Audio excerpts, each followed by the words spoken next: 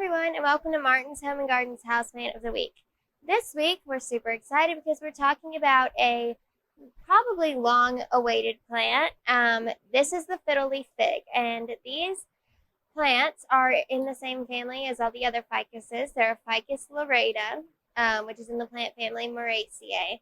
Um, the one thing that sets these apart from your normal ficus, though, is that these are a little trickier. So a lot of them are standard and pretty easy to take care of, pretty universal.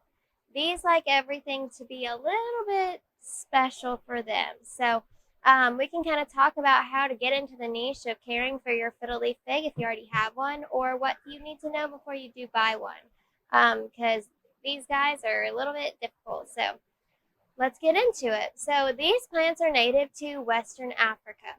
And what that tells us is a lot about how they're going to want to be treated.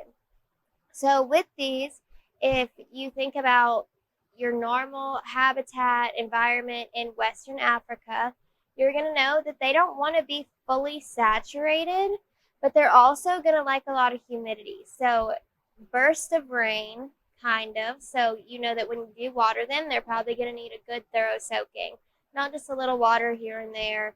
They're not super drought tolerant, but they are going to want like a good soaking when they are watered. So with these plants, we'll kind of get into the light tendencies. So you see these in like every magazine, every promotional ad. You see them in displays everywhere.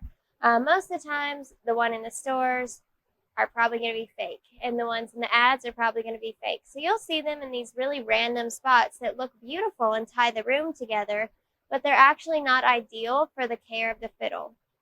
So what I like to say is that these really should just be right in front of a window. Now, if your window gets direct sunlight all day, and there's no kind of filter on your window, it is possible that these will get burnt on the leaves. But if you ease them into it over a course of like 1 to 2 weeks, then they'll adjust to whatever light you have in your house. So I typically say that if you're bringing it even from the nursery home, see what kind of lighting the nursery has and what kind of lighting that it's in currently, because odds are you will have to adjust it to whatever you have in your home.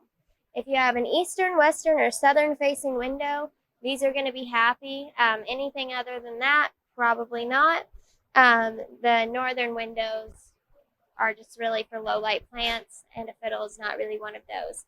Um, these are also picky about placement because they don't want to be under air vents or near drafty windows, especially in the winter. So when we think about what comes out of our air vents, it's either dry heat or really cool air. And they don't want to be under either of those, or they will drop every leaf and never come back and hate you forever. So just make sure you watch for that. If they are dropping leaves from the bottom of the tree, it probably means that they aren't having enough light or some kind of resource, because they're going to prioritize all of that energy that they're making into preserving the new leaves and pushing out more. So if you're losing a ton of leaves at the bottom, or you start to see that they're yellowing and things like that, you've either overwatered, underwatered, or your plant's not getting enough light. So really just kind of diagnosing what that issue is kind of important.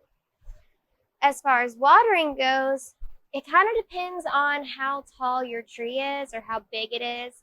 And that's the same with lighting too. So if you have a really tall tree, you have to make sure that the window's actually going to get on the leaves, like the sun that's coming through the window is going to hit the leaves and not just the trunk, because they have to have the sun on the leaves and not just the bottom half of the leaves. So if you've got a really tall tree and not a super tall window, or you've got curtains on the top part of your window, it's really important to make sure that this one is going to actually get what it needs.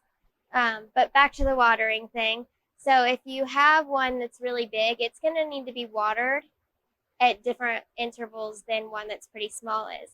The way that I like to do it with fiddles is not really to base it on a certain timeline, because each fiddle is different. Like seriously, they all want something different. So what I like to do is feel them and see what they need. A good rule of thumb with houseplants is every 2 to 3 inches. If the top 2 to 3 inches of soil is dry, hit it with water. And when you water, I totally recommend using filtered or distilled water, especially with picky plants. This is one of them.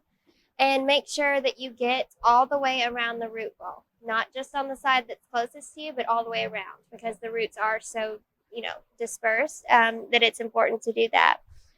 Another thing with these to be on the lookout for is the soil getting clumped together. And I can kind of show you what I mean by that. So with this fiddle right here, you can kind of see that the soil has gotten all compacted in between waterings. And what this does is it creates a compacted soil area that water can't really penetrate. And so the water just flows right out of it.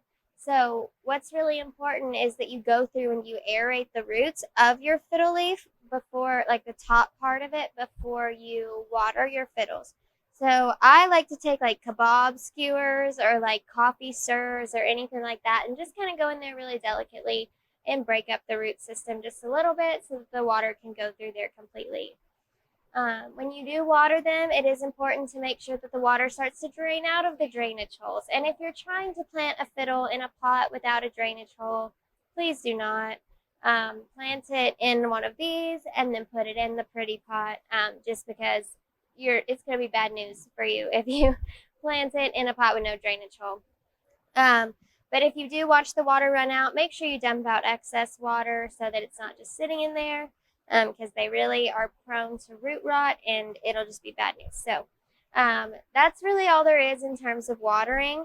Now, when it comes to humidity, humidifiers are never going to hurt your plants really. So I would probably recommend, if you have one, prioritize your fiddle a little bit, and go through there and dust the leaves regularly.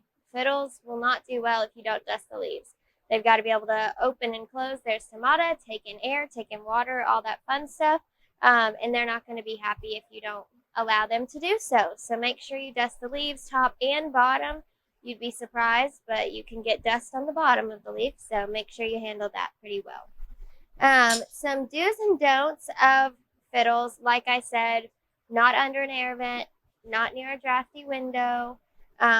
Don't move them around a lot, because shockingly, you might take this plant home, get there, and realize that it's losing leaves the next week. And that's nothing that you're doing wrong care-wise. They just don't like to be moved. So transport them as minimally as possible. Don't overwater. That's the number one cause of death in fiddle leaf figs, is overwatering. And then don't eat them, because they are toxic. So don't allow anyone else to eat them either. And then some do's are: get a humidifier, dust the leaves, place in a window, plant in a pot with a drainage hole, and make sure that you aerate the soil before waterings. If you're going to fertilize, make sure that you're really careful, because with fiddles, typically less is more. That's why I really like to use Super Thrive with fiddles, is because it's a vitamin, not a fertilizer. So it's not going to shock anything, and it's a lot easier to handle. If you are going to do any fertilizer, a nice slow release fertilizer is good for them. And yeah, I think that's pretty much all there is with fiddles. If you want some signs of what's happening with your fiddle based on what's wrong with the leaves, there are some great resources on Pinterest that'll actually show you exactly what's wrong. So that's kind of interesting. And then this is the part of the plant that is toxic. So if you see white sap emanating from your fiddle leaf, don't touch it. And if you do touch it, don't touch your face or anything. It's really just a problem if you have a latex allergy. So just be on the lookout for that, and we'll see you this week.